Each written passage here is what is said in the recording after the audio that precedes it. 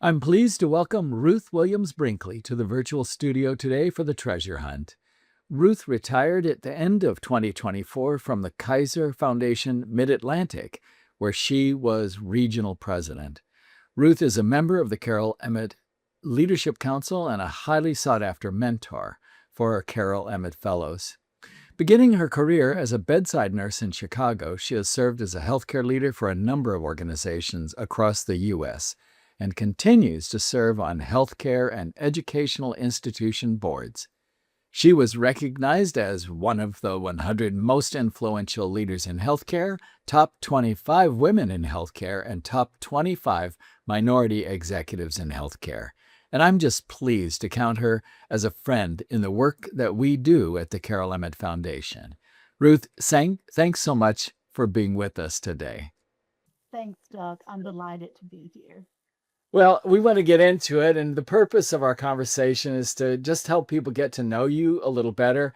But I'm quite selfish about this, so I just enjoy having a chance to talk with you. I've enjoyed the times we've been on panels or been in small group discussions, and I've always learned a lot. So after 40 years in healthcare leadership, what do you see as the through threads? What are the things that carry through in your career? Well, Doug, there are a few things. I would think of four things. First of all, I always remember that there's a person and a family we're serving. It's not a diagnosis. It's not a medical record number, and that largely comes from my training as a nurse. You always want to put the patient and family first, and so I've never forgotten that. Um, so that's one. Number two is a focus on quality and safety. Certainly, we want to do no harm, and when people trust us with their health care, it is important to honor that trust and that we do well with that trust. Number three is focusing on people and leadership development, which is so important. Um, people, things don't get done by organizations. They are not inanimate entities. Organizations are made up of people, and you can get the best out of people if you're willing to give them your best. And so I've always focused on people and trying to engage people in whatever way they feel comfortable being engaged in a way that ultimately benefits the patient. And then finally, a strong interest and focus on the community. People don't live in hospitals. Patients don't live in hospitals and their families. They live in communities. They don't live in doctor's offices. And so I've been really fortunate to always work in organizations that focused on the community. So those are my four things, the pull-throughs that I've had through my career. I was really interested. Thanks for that. I was really interested in something you said in your farewell letter to the Kaiser Permanente community. And you talked about the different results or outcomes that Kaiser Permanente members had compared with others in the region. As I recall, you said that Kaiser Permanente members overall, on average, lived 6 years longer, and that African American Kaiser Permanente members lived on average 10 years longer than similar folks in the region. Can you talk a little bit about what you saw making that happen? Yes, I can. And it was 9 years for African Americans and Okay. for everybody. And I am a strong believer in the Kaizen model. I believe in it. I've always admired it. And I was fortunate to be able to spend the last part of my career with Kaiser Permanente. And it's the model and its approach being a comprehensive model and focusing on health and wellness and certainly taking care of people when they're ill.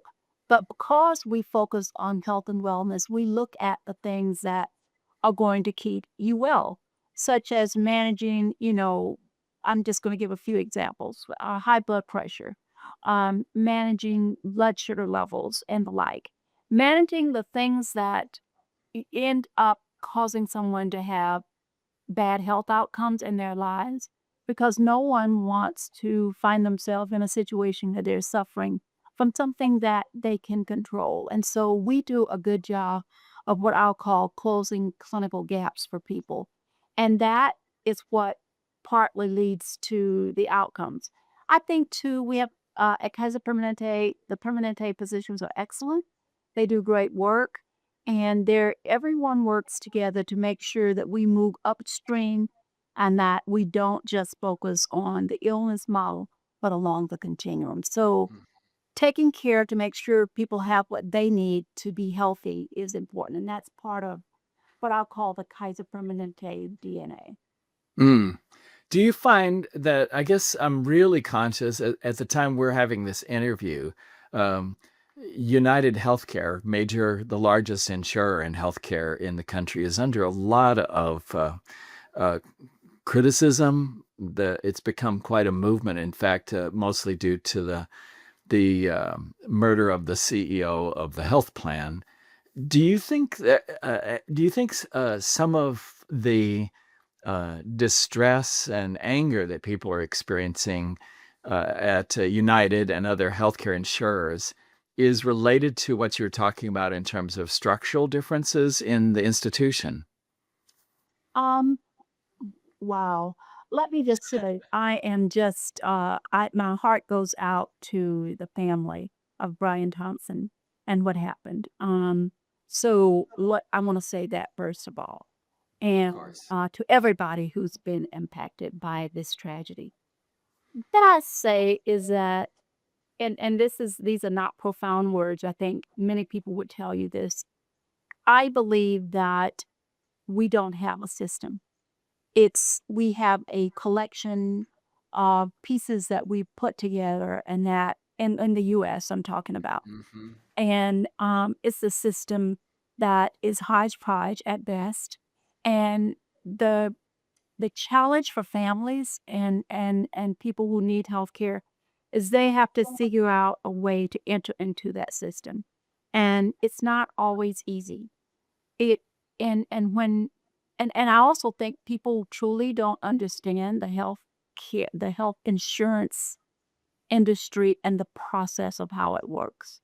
And Right. it's beyond getting into here.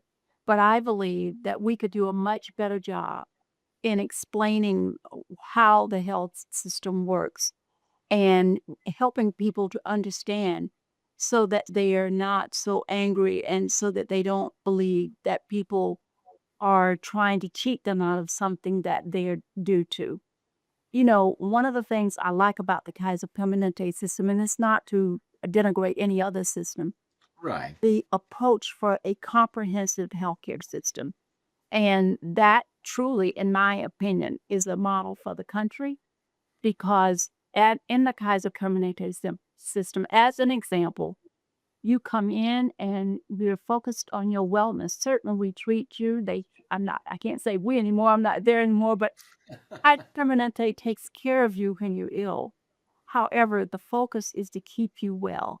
And people, they do a good job, in my opinion, of explaining things to people because many of our members stay with us 40, 50 years or life. And so they know us, we know them. So I just think we, as an American society, owe our citizens a much better explanation and a real system of healthcare delivered. Well said. Well said. You've mentioned, and I've certainly seen it, certainly in how you relate to. You're held in such high regard, and I knew about your reputation long before we got to have some conversations. And you talked about the focus on people. I'm curious, do you find that in different organizations that you've led, that you've needed to change your leadership style, or does this conception of just focusing on the people around you, does that work everywhere? Or what can you say about how you've chosen your own leadership style in different organizations? Well, different organizations, of course, have different challenges. And I've had the fortune or misfortune to be in some organizations that have a lot of challenges. I find, though, no matter what the challenge, you still have to work with people, and people will support your organization and its culture and what they're trying to deliver if they understand it and there's time taken to engage them in the organization, because what's good for the organization is usually good for them. And so I've been in organizations that have financial challenges. I've been in organizations that have cultural challenges. And I find that while you have to focus on in the financial challenge situation, we must focus on trying to keep the organization stable and keep the organization alive, like-minded, keep it systems. So that's there. But I think being honest with people and letting them know in ways that they can understand why their support and their cooperation and their buy-in to the organization is so important. Um, Sometimes you have to make decisions that aren't popular, but that's when I believe it's very important and critically important to face people and let them know and try to explain to them what's going on. They may not like it. I've had to make decisions where people didn't like the decision, but they appreciated the fact that I tried my best to explain it to them and to help them to see why I had made the decision that I had to. Mm-hmm. So important.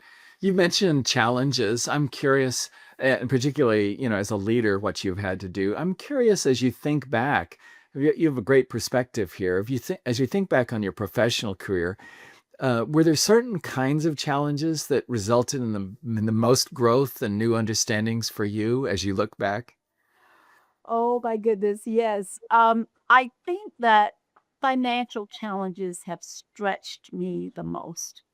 A part of my career I spent as a consultant helping troubled organizations. That was back in the mid 90s. I was working for a company that did turnarounds, although we didn't call them turnarounds at the time.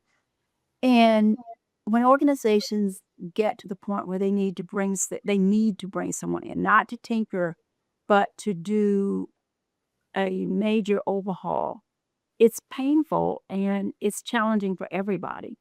And we called it reengineering at the time, which became an unpopular term, but it really was doing a turnaround, a financial or an operational turnaround. And I found and I know organizations found those experiences very challenging because it often ended up with sometimes having workforce reductions and having to ask organizations to really change a lot of the things that they were used to doing. And so I learned a lot from being a part of that organization. When I left that organization and left consulting and became a CEO, I then learned to apply those principles, those strategies ahead of time, hopefully to keep you out of having to do a turnaround. Mm. Now, someone can change your future with this stroke of a pen. You know that. So you can't predict everything. You can't plan for everything. But what I found was the importance of getting on top of things quickly and not ignoring it, not burying your head in the sand, doing the best you can to get on top of it quickly. And, most organizations, at least back then, now it's a little bit differently, but most organizations had boards, they had local boards. And those board members are members of the community, and they can really help you explain things to the community and help you to understand the perspective of the community. So it truly takes a village. But at the end of the day, you really have to sustain your organization. And cultural challenges, maybe one organization I had cultural challenges, but I that wasn't as hard as the financial challenges. And then I've not had an organization that had really bad safety and quality challenges. That to me would be the hardest. Mm. You can fix finances, you can fix culture. It is sometimes difficult to fix quality and safety issues because and service issues around how you treat your customers. Because while that emanates from the culture is difficult to change. And when you're trying to change from a culture where quality, safety, and service aren't important, it is a big task. And you gotta engage the hearts and minds of people, and it takes a while to do that. I want to turn to some questions about succession and advancement of women and people of color in particular in healthcare. And I was fortunate to sit next to you while listening to a speaker one time. And the speaker blamed the absence of women and people of color in, quote, in the pipeline for not having enough candidates that represented marginalized groups. And I want to ask you a little bit about your thinking about this idea that somehow there's some lack or that we don't have enough women, people of color, others with who have been marginalized. I think you have some feelings about that. Would you share a little bit about that for me? I will, Doug. We don't have enough people and women of color. That's clear. And we strive in most cases to look as much as we can like the communities that we serve. And I have spent a good part of my career really helping to mentor and to develop, sponsor women and people of color, but I've also sponsored men.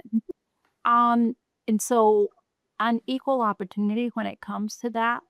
And because I've been fortunate in my life to have many men who sponsored me. Mm. And so I have men of all backgrounds and ethnicities, and most of them were white men. That's what were available. That's who was leading at the time mostly. Um, and so I believe that everybody should have a mentor and for sure a sponsor, and both if you can get them. We know they're different, and I think that people have to broaden their scope of who could be a mentor to them and who they can in turn mentor. The person who mentors you or sponsors you doesn't always have to look like you. But hopes if that person has a shared background, a shared cultural experience, but you can't always get that. And so I ask people who I'm talking to find your mentor wherever you can. And if you look around your organization enough and you look carefully enough, there's somebody who will serve as a mentor and sponsor and help you get there. Being a woman of color, it's not always easy. Being a member of a minority group, it's not always easy. However, I think that people can, if you don't have someone that volunteers to be your mentor or sponsor, I think you should ask somebody. And you can't have your thin be so skinned that you are fearful of rejection. You have to ask. And it's not easy to do, but I think that people who are determined can get there. You may not get everything you want, but you can certainly get a lot of what you want. Mm-hmm. Can you say a little bit about the people who have sponsored you and how you've used what you learned from what they did with you? Well, the people who sponsored me, I would say were mostly men. There was one female, and there were not a lot of females in executive positions at the time, Mm-hmm. and still not as many as I'd like to see, quite frankly. Um, Especially women of color. But um, the men that sponsor, I'll just talk about the men first, and then I'll talk about the female because I think she is unique.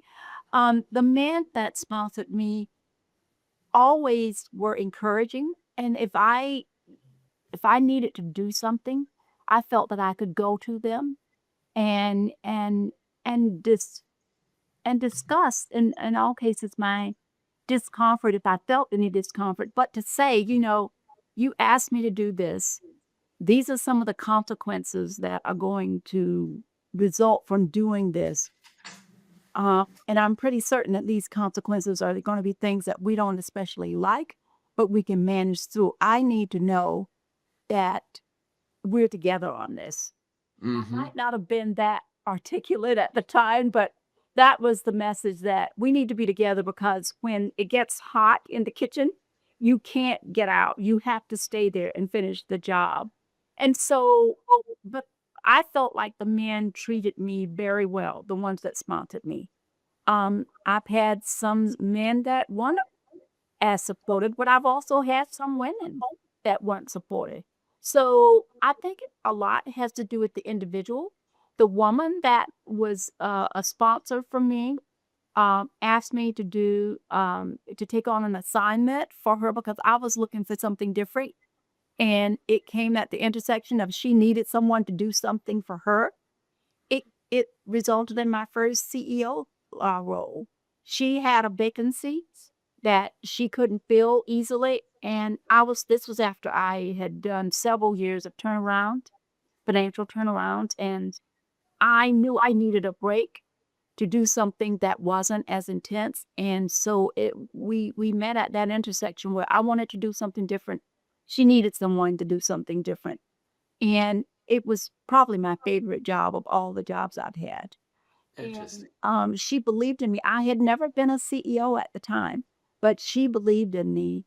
And someone has to believe in you if you're doing something for the first time. None of us is born doing the things we're doing. Someone believes in you, and that's what I believe a sponsor does. They not only believe in you, but they support you and they can help you carry through the assignment you've been given. Mm-hmm. And it sounds like they're willing to take risks on They you. take risks because they see something in you that they know, they believe that can lead to the outcome they want. And that was just a great job. Just a great. Excellent. What a great story. Do your mentees give you feedback? Do they tell you what they find most valuable in the time they spend with you? And I'm curious, what is it? They do. I just met with one of my mentees this morning, so this is just one data point. But what this person said, and it's consistent with what other mentees have said, is that um, I give it to them straight. In I don't, I'm not unkind. I don't think anyone would say I try not. I always try very hard not to be unkind. But I give people the straight scoop on what it's like to be an executive leader if they are looking to walk that pathway. Right. And it is not balanced. It is you leave a lot of your personal life behind, and you know, no matter what people tell you, it is not a work-life balance situation. So I tell people that. I also tell people the same thing I just said to you. Everybody who can help you doesn't have to look like you. And I tell people to look 5 to 6 years ahead and look at the job or the role they want to have in 5 or 6 years, and then gear your moves to um, to lead you there, and where you want to be 5 or 10 years after that, and incorporate the skills, the abilities, and the experiences that you need, and not to doubt yourself. Have the confidence that one thing I tell all of my mentees is that you don't need to have the answers to everything, and I truly believe this. What you need to have are the right questions, and to know who has the answers. You can't possibly know everything, but you need to know the right questions and to know what problem you're trying to solve. Because if you're solving the wrong problem, you're going to get the wrong outcome. And Right. so those are the things I tell my mentees, and I really try to give it to them in a way that they can receive it. And I've helped a few of them to build confidence. If there are 10 requirements for a job, women feel like they have to have 12. Men, I know you've heard this. Most men feel like that they've got 3, they're qualified. It's probably somewhere in between, but you don't have to think you have to be perfect. It's like having the right answers to everything, having the right questions, in my view, is the most important. Yeah, that's a good one. Thanks for that. You, as you look back, you did mention, this is being a CEO is kind of all consuming. Um, Does that lead to some ambivalence as you look back on the choices that one has to make to have the kind of leadership roles that you've had? Well, not ambivalence, but I think that experience is the best teacher. And so as I look back, there are a few things I would have done differently and that I would tell people to do today. Hmm. First of all, have honest conversations with your family and including your children. And I grew up in an era where children did what their parents told them to do, but quite frankly, in most cases. And that's sort of how I did, although I gave my kids a lot more input into things. But what I would do, I'd probably stay at one of the 2 or 3 jobs I really, really liked, and just for a while until till my kids were in college.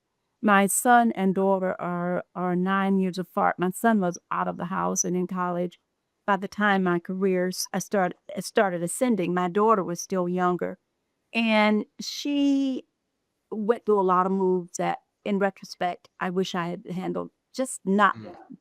Um, but as a result, the good thing that came out of that is my daughter is incredibly adapted. And she has done a junior year abroad. She is not afraid to go anywhere. And so that has helped her. And maybe it's my own guilt, and that I just feel like if I had stayed at one place, but it was done, they both done really well, although they were like really 2 generations apart, a Yeah. version apart. But Yeah. yeah. Yeah. And for some reason, motherhood seems to always result in some guilty feelings, no matter what. I think it's the complexity of parenting. It's guaranteed. I wonder if dads feel the same kind of. Oh, I totally do. I look back, I think, oh, so many choices, but apparently they're turning out okay. I mean, they haven't murdered anybody that I know of. Yes. Do you think is nursing a good place to begin if you want to be a CEO? What's that? Is nursing a good place to begin if you want to become a chief executive officer? I believe that, yes. Nurses have you're always pulling to first of all, you got a patient in front of you, patients, and you have to pull together a lot of data as part of a team. Working with physicians is critically important. Um, I would say it is a critical skill, knowing how to work with physicians. Now, the physician organization, generically speaking, has changed a lot. There are a lot of employed physicians now. There's still some that contract with hospitals. So the medical staff dynamic in a hospital setting is very different today than it was years back. However, physicians are critical members of the team, and so you need to know how to work with them. And that's what nurses learns as you're doing clinical nursing. You are interacting with physicians, with other therapists, with families, with patients. And so you constantly having to absorb and integrate data to form it into information that helps you make a decision. If you're working in, back when I was a clinician, we didn't have hospitalists weren't even around at that point. You didn't have physicians in the hospital, and so you needed to know when the clinical parameters required you to summon the physician to help to give a new order or to change the course of treatment, you needed to absorb those data. So I think if you translate that into the role of the CEO, yes, you are constantly getting in the role of the CEO, you're constantly getting data from all those places, not at the same granular level as a clinician, but you want to know how your nursing organization is doing. You want to know how your physician organization is doing. You want to know what your board is doing. And that's a whole different kind of situation. You want to know what your community is thinking. And are you leading to a healthier community with the work you're doing, not only inside the hospital or facility, but outside? So I just think nursing gives you all those things. You're constantly integrating data. I can remember at one of my organizations, it was a big deal to get a piece of property. And had to meet with every city council, with every county council person. And the person who was able to help me was the last person that I went to because everybody viewed this person not as very helpful. He opened up the key to making that work. And that was a lesson for me because I said, first of all, you never believe everything people tell you. And I am grateful to that man to this day. And he exactly told me who I needed to go to get what I needed to for the organization, and it worked. So, again, comparing what nurses do, what CEOs do, I think is a great fit. Really good. So you've made a lot of transitions in your professional life, and one of the most recent is this thing called retirement. What does that mean for you? Like, how are you doing retirement? I don't know. I'm still figuring it out. So I retired in January of this year, 2024. And first thing I did was I went on several trips that I had been delaying. I did a road trip in the US that I went to, and that was 2.5 weeks. And I went to Mexico for 2.5 weeks, the interior of Mexico, and to the coast. And then I went to Dominican Republic. Then I went to Nigeria, and I finished all that by August. So I am now at a point where I'm working on several projects. Of course, I do board work, and I'm doing some advisory work and a couple of other projects in the hopper. But I haven't quite figured it out yet. I know I won't do as much traveling in the future, probably one big trip, maybe two a year. I won't do 4 like I did this year. I just needed to get that out of my system, and I had a ball. So I think that for me, it's going to be the board service, the advising, and a couple of other projects I've got in the hopper. So it's staying busy, but not busy to the point where I'm exhausting myself. I want to have some fun too. I'm thinking about a hobby. So the two things I've been thinking about are either I used to golf. Golf is uh, a demanding hobby. So, and the other thing I'm thinking about is taking dancing lessons. Oh, all right. I wanted to dance. Can't really dance, but I want to dance. So I think it's like doing something fun. But these are the kinds of things I just think are made for retirement when you can do some of the things that you want to do and that I consider fun. That's awesome. So people come to you for a lot of help, a lot of advice. Your experiences are vast and cover a wide range of things. Are there some things interests you have or passions that you kind of wish people would ask you about, that you kind of think, oh, it'd be fun to talk about this too, and not just how to become a CEO? Well, I I am I love executive coaching. So that's not the same as being a CEO because when you're a coach, you really have to step out and and help the person to play the game, so to speak. And I've become enamored with sports. Since I've retired, I've watched the NFL on Sundays, I've watched the NBA. I'm just enamored with sports. Um, as you look at coaches, you have to sit on the bench. They may get exercise every once in a while, but you're not playing the game. They're playing the game. And Right. that's the way I look at executive coaching with executives and professionals. They're playing the game. My goal is to look at the game. In this case, looking at the environment they're in, look at the setting they're in, the role they're in, and help them to effectively carry out their roles. I can't do it for them. And watching sports has been very illuminating because I was always interested in sports, but this year I've been able to take that interest to another level.